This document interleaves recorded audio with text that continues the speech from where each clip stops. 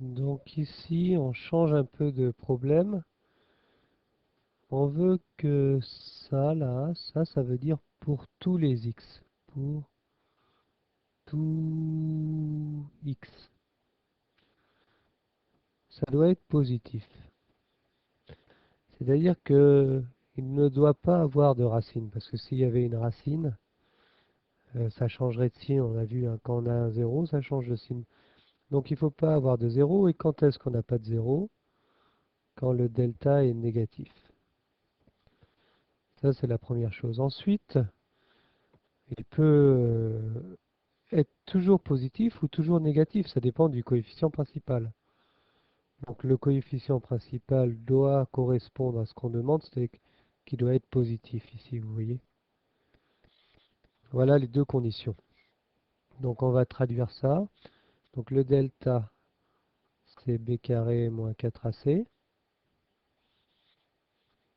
Donc ça nous fait au carré moins 4m. Alors on développe sans se tromper.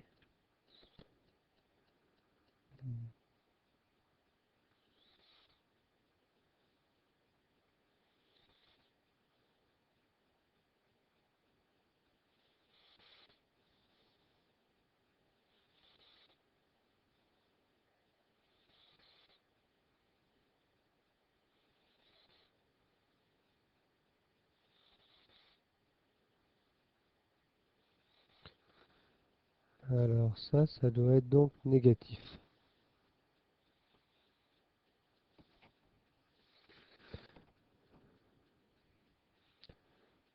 Alors on fait égal à 0. Quand est-ce que ça va être égal à 0? Bon, c'est tout divisé par 4, on va simplifier un peu.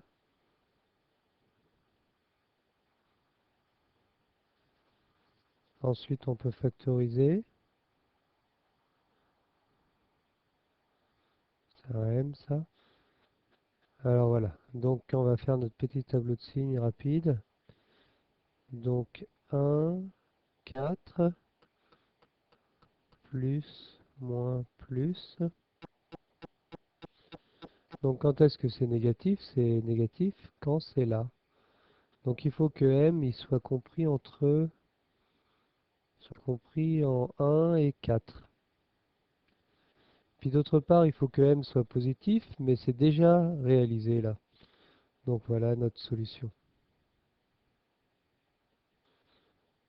Donc là, pareil, pour tous les x, il faut que ça soit négatif. Donc il faut que le delta il soit négatif. Et il faut en plus que le coefficient principal il soit lui aussi négatif. Alors on y va. Donc ce truc-là au carré. 4m-1 au carré. Moins 4m-2. m-3 doit être négatif. Bon, alors on développe, on fait attention.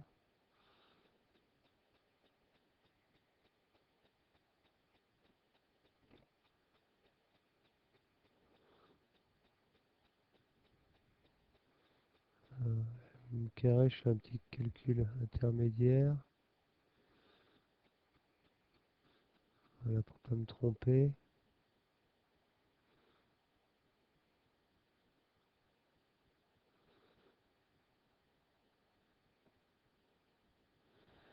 Alors, on a un peu de chance. Ici, ça s'en va.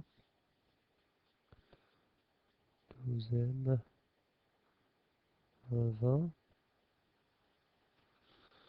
Alors, quand est-ce que c'est égal à 0? C'est 20 sur 12. 5 sur 3. 1,6 à peu près. Et ça, donc on va faire notre petit schéma à environ 1,6. C'est plus, moins. Donc c'est ça. D'autre part, il faut que m il soit plus petit que 2. c'est là. Donc en fait, ça correspond l'intersection à cette partie-là. Donc M, il doit appartenir à moins l'infini jusqu'à 5 sur 3.